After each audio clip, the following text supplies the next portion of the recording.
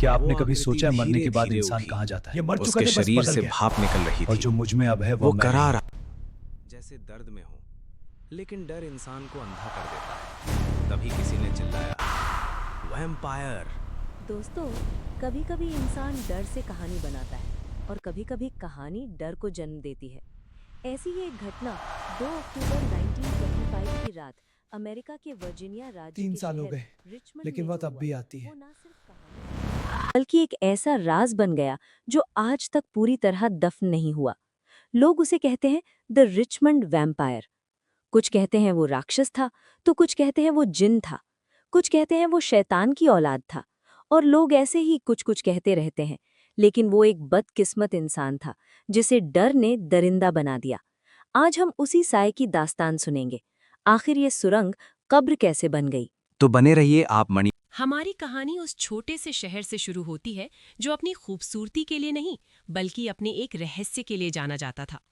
शहर का नाम था चंद्रपुर।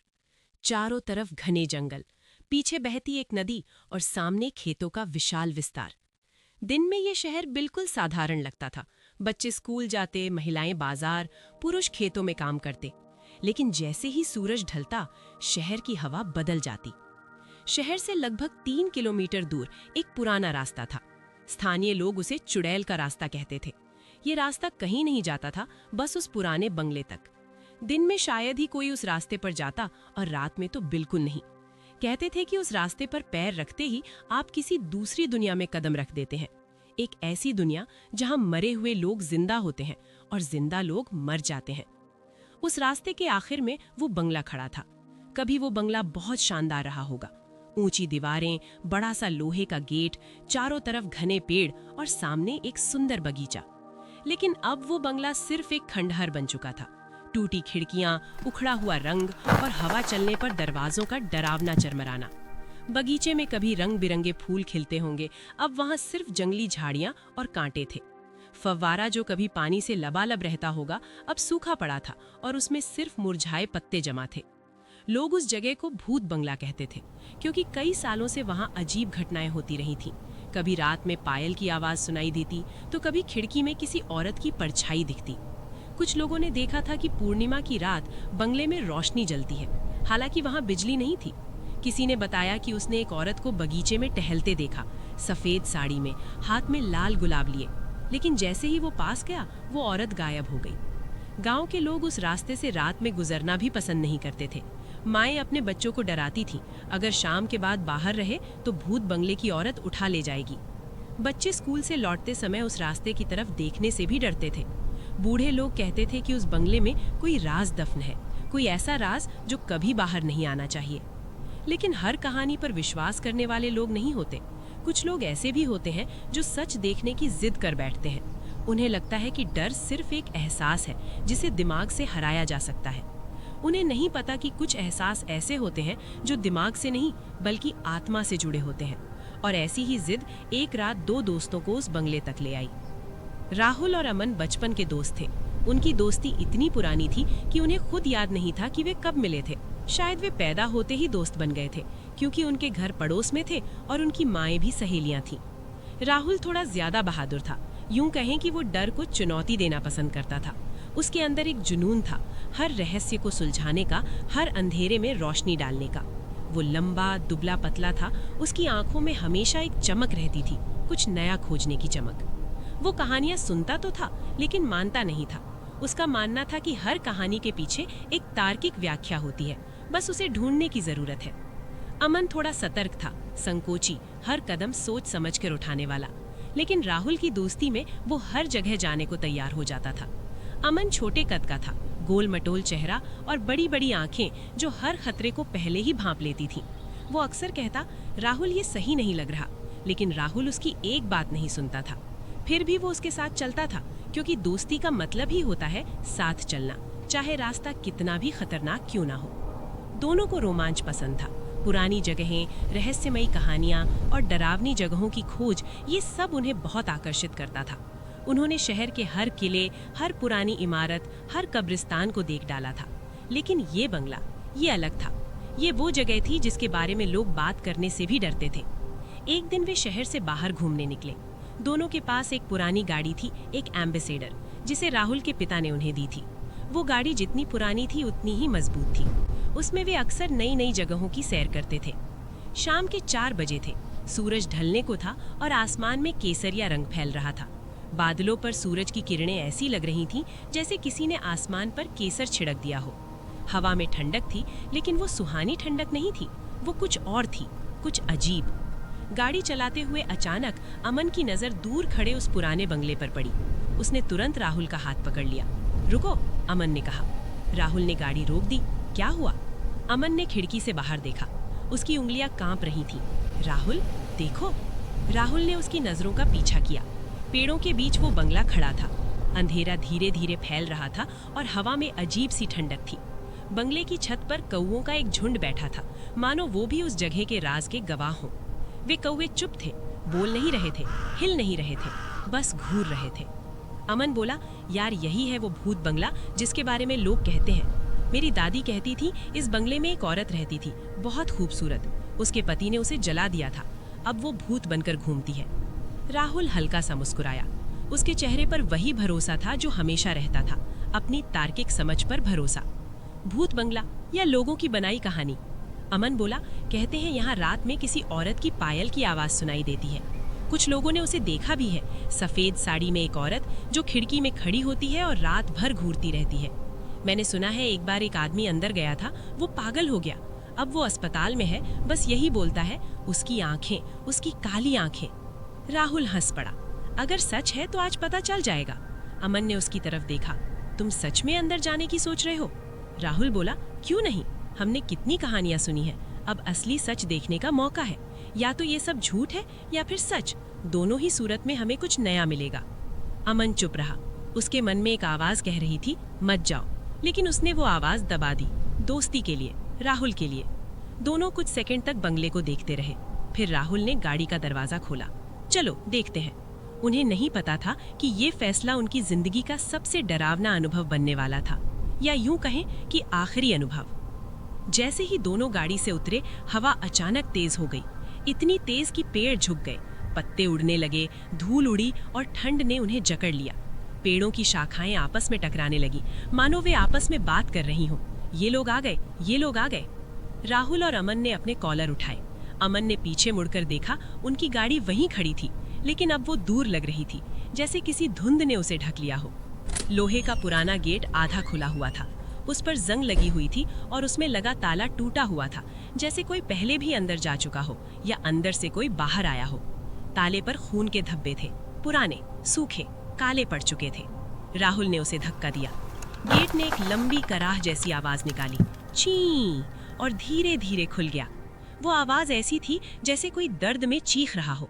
लोहे की जंग लगी चूलों से आवाज निकली, मानो गेट खुद उन्हें रोकना चाहता हो।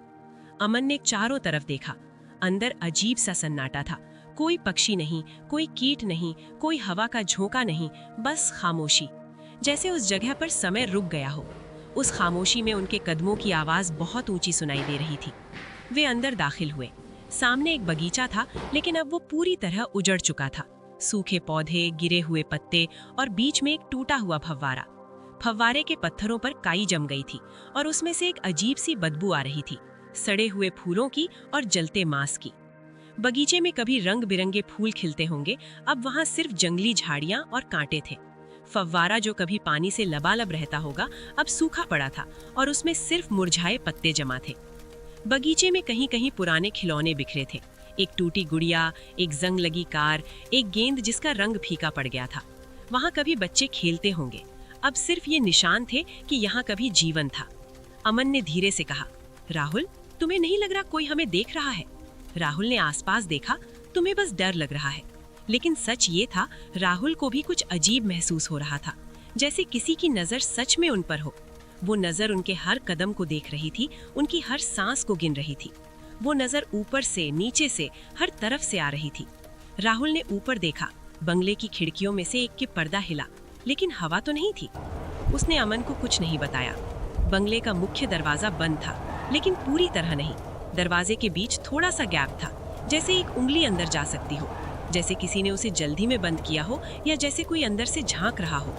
दरवाजे पर नक्काशी थी, फूल, पत्ते और बीच में कोई चेहरा। वो चेहरा एक औरत का था और उसकी आंखें इस तरह बनी थीं कि हर कोने से वो आपको देख रही लगती थी। राहुल ने धीरे से दरवाजा धक्का दिया। दरवाजा जोर से खुल गया। धड़ाम, आवाज पूरे बंगले में गूंज गई। वो आवाज दीवारों से टकराई और फिर लौट कर आई, मानो बंगला उनसे कुछ कहना चाहता हो। वो आवाज ऐसी थी जैसे कोई जंजीर गिरी हो या कोई भारी चीज। अंदर घुप अंधेरा था, इतना अंधेरा कि हाथ को हाथ न सूझे, और उस अंधेरे से एक अजीब सी गंध आ रही थी। सड़ी हुई लकड़ी, नमी और कुछ ऐसा जिसे पहचानना मुश्किल था। वो गंध मीठी भी थी और कड़वी भी, जैसे सड़ते फूल और जलता मांस। दोनों ने मोबाइल की टॉर्च ऑन की। रोशनी की पतली किरणों ने अंधेरे को चीरा। कमरा बहुत बड़ा था, शायद ड्राइंग रूम रहा होगा। ऊंची छत, झूमर लटकने की जगह, बड़ी बड़ी खिड़कियां। जमीन पर धूल की मोटी परत थी जिस पर उनके पैरों के निशान गहरे उभर रहे थे। उन निशानों को देखकर लगता था जैसे वे पहले इंसान हैं जो सालों में यहाँ आए हैं। दीवारों पर पुराने पेंटिंग्स लगे थे, बूढ़े लोगों के चित्र, परिवार के सदस्य, कोई नवविवाहित जोड़ा। लेकिन उन पेंटिंग्स के चेहरे धूल और अंधेरे में अजीब लग रहे थे, जैसे वो दोनों को घूर रहे हों। एक पेंटिंग में एक औरत थी, बहुत खूबसूरत, लंबे बाल, बड़ी आंखें। उसकी आंखें इतनी जीवंत थीं कि लगता था वो बोल देगी। अमन धीरे से बोला, ये जगह ठीक नहीं लग रही। राहुल बोला, बस थोड़ा और देखते हैं। उन्होंने नीचे के कमरों की खोज शुरू की। एक कमरे में एक पुराना पियानो था, उसकी चाबियां टूटी हुई थीं। अमन ने एक चाबी दबाई, एक भयानक आवाज निकली, जैसे कोई चीख रहा हो। दूसरे कमरे में एक बड़ा सा डाइनिंग टेबल था जिस पर धूल जमी हुई थी और बीच में एक मोमबत्ती दान रखा हुआ था। मोमबत्ती दान में अभी भी मोम के अवशेष थे। रसोई में बर्तन बिखरे थे, जैसे कोई जल्दी में खाना बना रहा था। टप, दोनों रुक गए। टप टप, अमन की सांस तेज हो गई। उसके हाथ पैर ठंडे पड़ गए। राहुल, ऊपर कोई है। राहुल ने सीढ़ियों की तरफ देखा। ऊपर घना अंधेरा था, लेकिन ऐसा लग रहा था जैसे कोई धीरे धीरे चल रहा हो। कदम इतने हल्के थे कि पता नहीं चल रहा था कि वे आ रहे हैं या जा रहे हैं। शायद कोई जानवर हो, राहुल ने कहा, लेकिन उसकी आवाज में वो मजबूती नहीं थी जो पहले थी। उसके माथे पर पसीना आ गया था। टप टप टप, कदम और करीब आ रहे थे। अब वे सीढ़ियों पर थे, ऊपर से नीचे आ रहे थे, धीरे धीरे, एक एक कदम। और तभी छन छन, एक और आवाज गूंजी, जैसे किसी औरत के पैरों में पायल हो। वो आवाज बेहद साफ थी, बेहद नजदीक से आ रही थी। धातु की वो आवाज उनके कानों में चुभ रही थी। अमन के हाथ से मोबाइल लगभग गिर गया।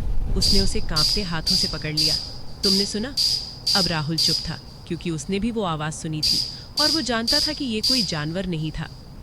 छन छन छन, पायल की आवाज अब और तेज हो गई थी। ऐसा लग रहा था जैसे कोई नाच रहा है।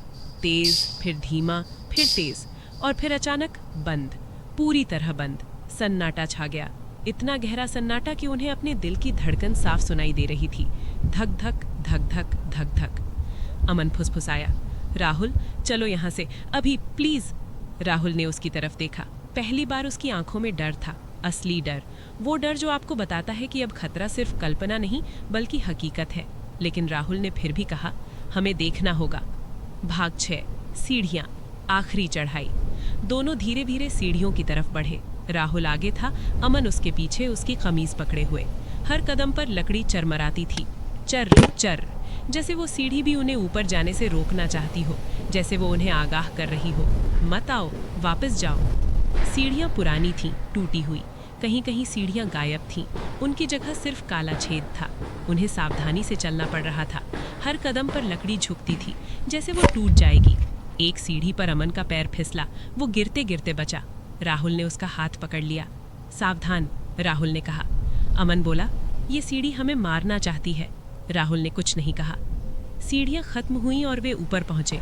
गलियारा बहुत लंबा था और बिल्कुल खाली। दोनों तरफ कई दरवाजे थे, सब बंद। गलियारे की खिड़कियां टूटी हुई थीं और उनसे ठंडी हवा आ रही थी। वो हवा ऐसी थी मानो कोई उनके गालों को छू रहा हो, ठंडे हाथों से, मृत हाथों से। गलियारे की दीवारों पर और भी तस्वीरें थीं, एक ही औरत की तस्वीरें, अलग अलग उम्र में, अलग अलग पोज में। कहीं वो हंस रही थी, कहीं उदास थी, कहीं वो फूलों के बीच खड़ी थी। उसकी आंखें हर तस्वीर में एक जैसी थीं, गहरी, भेदने वाली। अमन ने फुसफुसाकर कहा, राहुल, ये वही औरत है जो पेंटिंग में थी। राहुल ने तस्वीरों को देखा। हाँ, यही है। वे गलियारे में आगे बढ़े। हर दरवाजे के पास रुकते, सुनते, फिर आगे बढ़ जाते। एक दरवाजे के नीचे से हल्की रोशनी आ रही थी, लाल रोशनी। बाकी सब अंधेरे में थे। अमन बोला, राहुल वापस चलते हैं, मुझे बहुत बुरा लग रहा है। राहुल ने उसकी तरफ देखा। अमन का चेहरा बिल्कुल सफ़ेद पड़ गया था। पसीने से उसका माथा गीला था, भले ही वहाँ बहुत ठंड थी। उसके होंठ कांप रहे थे। बस एक बार पूरा देख लेते हैं, राहुल ने कहा। उसकी आवाज़ में अब जिद थी, बहादुरी नहीं। वो खुद को ये साबित करना चाहता था कि वो डरता नहीं। भाग 7, वो कमरा, रोशनी का रहस्य। गलियारे के आखिर में एक दरवाज़ा था, बाकी दरवाज़ों से थोड़ा बड़ा, थोड़ा अलग। उस पर नक्काशी थी, फूल, पत्ते और बीच में वही औरत का चेहरा। दरवाजे के नीचे से हल्की लाल रोशनी बाहर आ रही थी। वो रोशनी ऐसी थी मानो अंदर कोई दिया जल रहा हो, या शायद कोई और ही चीज़। अमन बोला, राहुल, ये रोशनी, यहाँ बिजली नहीं है। राहुल ने उसकी बात नहीं सुनी। वो दरवाजे की तरफ बढ़ चुका था। उसने दरवाजे पर हाथ रखा। लकड़ी बर्फ जैसी ठंडी थी, इतनी ठंडी कि उसकी उंगलियां जलने लगीं। उसने धीरे से दरवाज़ा खोला। चर दरवाज़ा खुला और जो उन्होंने अंदर देखा वो उनकी जिंदगी का सबसे भयानक दृश्य था। कमरा बिल्कुल साफ था, धूल का एक कण नहीं। दीवारों पर महंगे पर्दे, फर्श पर फारसी कालीन, कोने में एक पलंग जिस पर रेशमी चादर बिछी थी। कमरे के बीच में एक मेज थी, उस पर फूलदान में लाल गुलाब रखे थे, ताज़े खिले हुए गुलाब। और उन गुलाबों के पास एक औरत खड़ी थी, सफ़ेद साड़ी में। वो साड़ी बिल्कुल साफ थी, जैसे अभी अभी पहनी गई हो, जबकि पूरा बंगला धूल से ढका था। साड़ी का किनारा सोने की जरी का था, जो लाल रोशनी में चमक रहा था। उसके लंबे काले बाल हवा में हिल रहे थे, हालांकि कमरे में हवा नहीं थी। वे बाल जीवित लग रहे थे, जैसे उनकी अपनी जान हो। वो खिड़की के पास खड़ी थी, उनकी तरफ पीठ करके। उसकी बाहें खुली हुई थीं, जैसे वो किसी को गले लगाने के लिए तैयार हो। उसके पैरों में पायल थी, चांदी की, पुरानी, जिसमें छोटी छोटी घुंघरू बंधे थे। अमन ने हिम्मत करके कहा, मैडम, आप ठीक हैं? औरत धीरे धीरे मुड़ी, बहुत धीरे धीरे, इतनी धीरे कि ऐसा लगा जैसे समय ही रुक गया हो। पहले उसके कंधे मुड़े, फिर उसकी गर्दन, और फिर दोनों के दिल की धड़कन रुक गई। उसका चेहरा आधा जला हुआ था। एक तरफ की त्वचा पूरी तरह झुलसी हुई थी, जिससे मांस दिख रहा था। वो मांस लाल था, कच्चा, जैसे अभी अभी जला हो। दूसरी तरफ का चेहरा अभी भी खूबसूरत था, गोरा रंग, उभरे हुए गाल, पतले होंठ। लेकिन उसकी आंखें काली थीं, पूरी तरह काली, कोई पुतली नहीं। उन आंखों में देखते ही ऐसा लगता जैसे कोई गहरे कुएं में गिर रहा हो। और उसके होठों पर मुस्कान थी, बेहद डरावनी मुस्कान, जैसे वो बहुत दिनों बाद कोई शिकार पाया हो। औरत ने धीमी आवाज में कहा, तुम लोग यहाँ क्यों आए हो? वो आवाज किसी इंसान की नहीं थी। वो आवाज गहरी थी, गूंजती हुई, और ऐसी लग रही थी जैसे एक साथ कई लोग बोल रहे हों। औरतें, बच्चे, बूढ़े, सब एक साथ। राहुल ने जवाब देने की कोशिश की, लेकिन आवाज नहीं निकली। उसका गला सूख गया था, जीभ लकवाग्रस्त हो गई थी। उसने अपना गला साफ करने की कोशिश की, लेकिन कोई आवाज नहीं निकली। औरत एक कदम आगे बढ़ी। उसके पैर जमीन को छू नहीं रहे थे, वो हवा में तैर रही थी, उसके पैरों से लगभग 1 इंच ऊपर। उसकी पायल बज रही थी, छन छन, लेकिन उसके पैर हिल नहीं रहे थे। जो यहाँ आता है, वो रुकी, फिर मुस्कुराई। उस मुस्कान में दांत नहीं थे, सिर्फ काला गड्ढा था। वो वापस नहीं जाता। अमन चीख पड़ा, वो पीछे भागा, लेकिन दरवाजा अपने आप बंद हो गया, धड़ाम, इतनी जोर से कि पूरा कमरा हिल गया। राहुल ने दरवाजा खोलने की कोशिश की, लेकिन वो जंजीरों से बंधा हुआ लग रहा था। उसने जोर लगाया, लात मारी, चिल्लाया, दरवाजा नहीं खुला। अमन, मदद कर, राहुल चिल्लाया। लेकिन अमन वहां नहीं था। जब राहुल पलटा तो अमन गायब था। कमरे में सिर्फ वो और वो औरत थी। अमन, अमन, राहुल चिल्लाया। उसकी आवाज दीवारों से टकराकर वापस आ रही थी। अमन, अमन, अमन, लेकिन कोई जवाब नहीं। औरत हंसी। उसकी हंसी इतनी भयानक थी कि राहुल के कानों में चुभन सी हुई। वो हंसी दीवारों से टकराई, छत से गूंजी, हर तरफ फैल गई। वो हंसी एक नहीं, हजारों औरतों की हंसी में बदल गई।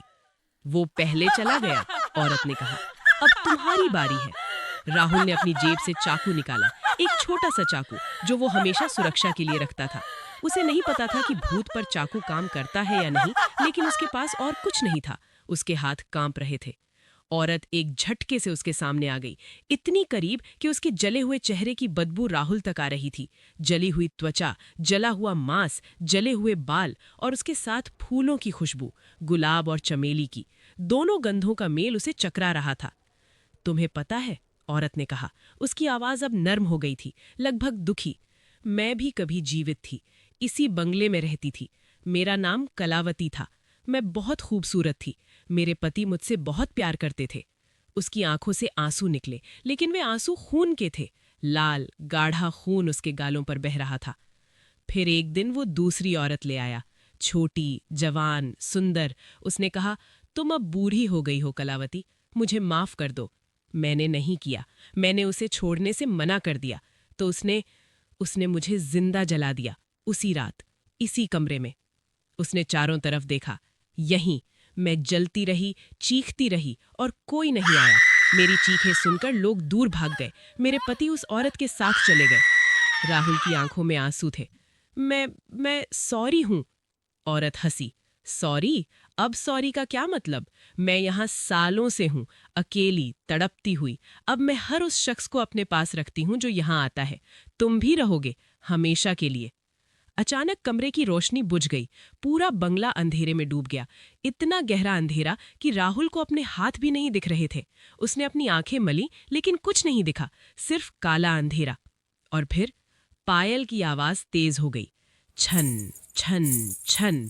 वो आवाज हर तरफ से आ रही थी, सामने से, पीछे से, ऊपर से, नीचे से, मानो सैकड़ों औरतें एक साथ नाच रही हों। वो आवाज अब सिर्फ कानों में नहीं, बल्कि दिमाग में गूंज रही थी। राहुल ने दरवाजा खोलने की कोशिश की, लेकिन दरवाजा बंद था, खिड़कियां बंद थीं, हर रास्ता बंद था। उसने दीवारें टटोलें, वे ठंडी थीं, नम थीं और उन पर कुछ लिखा था। उसने महसूस किया, खरोंचें, शब्द, मदद, बचाओ, कलावती, हजारों बार लिखा हुआ। नहीं नहीं, प्लीज, राहुल चिल्लाया। उसने अमन को पुकारा, अमन, अमन, कहाँ हो? और फिर अंधेरे में उसने अमन की आवाज सुनी, बहुत दूर से, बहुत धीमी। राहुल, मैं यहाँ हूँ, वो मुझे ले जा रही है। और फिर एक चीख, लंबी भयानक चीख। वो चीख अचानक बंद हो गई, जैसे किसी ने गला दबा दिया है। राहुल पागलों की तरह इधर उधर भागा। उसे लगा कि हजारों हाथ उसे छू रहे हैं, ठंडे, गीले, सड़े हुए हाथ। वे उसके बाल खींच रहे थे, उसके कपड़े खींच रहे थे, उसे नीचे गिरा रहे थे। और फिर एक दिल दहला देने वाली चीख पूरे बंगले में गूंज उठी। वो चीख राहुल की थी। अगली सुबह कुछ लोग उस रास्ते से गुजरे। वे गांव के मजदूर थे जो शहर की तरफ जा रहे थे। सूरज निकल आया था, लेकिन उस रास्ते पर अभी भी अंधेरा था, जैसे सूरज की किरणें वहां पहुंचने से डरती हों। उन्होंने देखा, बंगले का दरवाजा खुला था। अरे, ये दरवाजा तो हमेशा बंद रहता था, एक मजदूर ने कहा। दूसरा बोला, चलो अंदर देखते हैं। पहले ने उसे रोका, पागल हो गए हो, ये भूत बंगला है, अंदर मत जाओ। लेकिन उनमें से एक जवान लड़का था जिसने हिम्मत की। वो धीरे धीरे अंदर गया। वो लड़का 10 मिनट बाद बाहर आया। उसका चेहरा बिल्कुल सफेद था, उसके हाथ कांप रहे थे। क्या देखा? सबने पूछा। लड़का बोला, अंदर कोई नहीं है, बस दीवार पर खून से लिखा है। क्या लिखा है? लड़के ने जवाब दिया, अब ये बंगला खाली नहीं है। सबके रोंगटे खड़े हो गए। वे तुरंत वहां से भागे, कोई पीछे मुड़कर नहीं देखा। उस दिन शाम को जब सूरज डूबा तो गांव के कुछ लोगों ने देखा, बंगले की खिड़की में 3 परछाइयां खड़ी थीं। एक औरत सफेद साड़ी में, जले हुए चेहरे के साथ, और 2 आदमी, दोनों जवान, दोनों डरे हुए, दोनों खिड़की से बाहर देख रहे थे, जैसे किसी के आने का इंतजार कर रहे हों। कभी कभी रात में जब हवा तेज चलती है तो दूर से पायल की आवाज आती है, छन छन छन, और उसके साथ 2 और आवाजें, 2 जवान लड़कों की चीखें जो हमेशा के लिए उस बंगले में रह गए। गांव के बच्चे अब उस रास्ते से दूर रहते हैं। माएं अपने बच्चों को डराती हैं कि अगर शाम के बाहर रहे तो भूत बंगला की औरत उठा ले जाएगी। और अब वो अकेली नहीं है, उसके साथ 2 और हैं जो उसकी मदद करते हैं। और कभी कभी देर रात में जब गांव में सन्नाटा होता है तो एक अजीब सी आवाज आती है, 3 लोगों की फुसफुसाहट। वे फुसफुसाते हैं, आओ, हमारे पास आओ, यहाँ बहुत जगह है, हमेशा के लिए। दोस्तों, ये कहानी सिर्फ एक कहानी नहीं है, ये एक चेतावनी है। राहुल और अमन ने उस रात सच देखने की जिद की। उन्होंने सोचा कि डर सिर्फ एक एहसास है जिसे दिमाग से हराया जा सकता है, लेकिन वे भूल गए कि कुछ एहसास ऐसे होते हैं जो दिमाग से नहीं बल्कि आत्मा से जुड़े होते हैं। वे भूल गए कि हर अंधेरे में रोशनी नहीं होती, कभी कभी अंधेरे में सिर्फ और अंधेरा होता है। तो अगर कभी आप किसी सुनसान रास्ते पर जाएं और सामने कोई पुराना बंगला दिखे तो जरा सोचिए, हो सकता है वहां सिर्फ खंडहर ना हो सकता है वहां कोई आपका इंतजार कर रहा हो। और याद रखिए, हर पायल की आवाज किसी नाचती हुई औरत की नहीं होती, कभी कभी वो आवाज आपको बुलाने के लिए होती है, अंदर, हमेशा के लिए। और अब जब ये कहानी खत्म हुई है तो एक बार सोचिए, क्या आपके आसपास भी कोई ऐसी जगह है जिसके बारे में लोग फुसफुसाते हैं? क्या आपने कभी रात में कोई अजीब आवाज सुनी है? हो सकता है वो सिर्फ हवा हो, या हो सकता है कोई और। कहा जाता है कि ये कहानी पूरी तरह ख्याली नहीं है। भारत के कई हिस्सों में ऐसे बंगले हैं जिनके बारे में ऐसी ही कहानियां प्रचलित है। मध्य प्रदेश के एक छोटे से गांव में ऐसा ही एक बंगला है जहां आज भी लोग जाने से डरते हैं। वहां के बुजुर्ग बताते हैं कि सच में एक औरत को उसके पति ने जला दिया था, और सच में 2 दोस्त एक रात वहां गए थे जो कभी लौटकर नहीं आए। उनके शव कभी नहीं मिले, लेकिन उस रात के बाद से गांव वालों ने देखा कि बंगले की खिड़की में 3 परछाइयां दिखने लगीं। एक औरत सफेद साड़ी में, जले हुए चेहरे के साथ, और 2 आदमी, दोनों जवान, दोनों डरे हुए, दोनों खिड़की से बाहर देख रहे थे, जैसे किसी के आने का इंतजार कर रहे हों। कभी कभी रात में जब हवा तेज चलती है तो दूर से पायल की आवाज आती है, छन छन छन, और उसके साथ 2 और आवाजें, 2 जवान लड़कों की चीखें जो हमेशा के लिए उस बंगले में रह गए। गांव के बच्चे अब उस रास्ते से दूर रहते हैं। माएं अपने बच्चों को डराती हैं कि अगर शाम के बाहर रहे तो भूत बंगला की औरत उठा ले जाएगी। और अब वो अकेली नहीं है, उसके साथ 2 और हैं जो उसकी मदद करते हैं। और कभी कभी देर रात में जब गांव में सन्नाटा होता है तो एक अजीब सी आवाज आती है, 3 लोगों की फुसफुसाहट। वे फुसफुसाते हैं, आओ, हमारे पास आओ, यहाँ बहुत जगह है, हमेशा के लिए। दोस्तों, ये कहानी सिर्फ एक कहानी नहीं है, ये एक चेतावनी है। राहुल और अमन ने उस रात सच देखने की जिद की। उन्होंने सोचा कि डर सिर्फ एक एहसास है जिसे दिमाग से हराया जा सकता है, लेकिन वे भूल गए कि कुछ एहसास ऐसे होते हैं जो दिमाग से नहीं बल्कि आत्मा से जुड़े होते हैं। वे भूल गए कि हर अंधेरे में रोशनी नहीं होती, कभी कभी अंधेरे में सिर्फ और अंधेरा होता है। तो अगर कभी आप किसी सुनसान रास्ते पर जाएं और सामने कोई पुराना बंगला दिखे तो जरा सोचिए, हो सकता है वहां सिर्फ खंडहर ना हो सकता है वहां कोई आपका इंतजार कर रहा हो। और याद रखिए, हर पायल की आवाज किसी नाचती हुई औरत की नहीं होती, कभी कभी वो आवाज आपको बुलाने के लिए होती है, अंदर, हमेशा के लिए। और अब जब ये कहानी खत्म हुई है तो एक बार सोचिए, क्या आपके आसपास भी कोई ऐसी जगह है जिसके बारे में लोग फुसफुसाते हैं? क्या आपने कभी रात में कोई अजीब आवाज सुनी है? हो सकता है वो सिर्फ हवा हो, या हो सकता है कोई और। कहा जाता है कि ये कहानी पूरी तरह ख्याली नहीं है। भारत के कई हिस्सों में ऐसे बंगले हैं जिनके बारे में ऐसी ही कहानियां प्रचलित है। मध्य प्रदेश के एक छोटे से गांव में ऐसा ही एक बंगला है जहां आज भी लोग जाने से डरते हैं। वहां के बुजुर्ग बताते हैं कि सच में एक औरत को उसके पति ने जला दिया था, और सच में 2 दोस्त एक रात वहां गए थे जो कभी लौटकर नहीं आए। उनके शव कभी नहीं मिले, लेकिन उस रात के बाद से गांव वालों ने देखा कि बंगले की खिड़की में 3 परछाइयां दिखने लगीं। एक औरत सफेद साड़ी में, जले हुए चेहरे के साथ, और 2 आदमी, दोनों जवान, दोनों डरे हुए, दोनों खिड़की से बाहर देख रहे थे, जैसे किसी के आने का इंतजार कर रहे हों। कभी कभी रात में जब हवा तेज चलती है तो दूर से पायल की आवाज आती है, छन छन छन।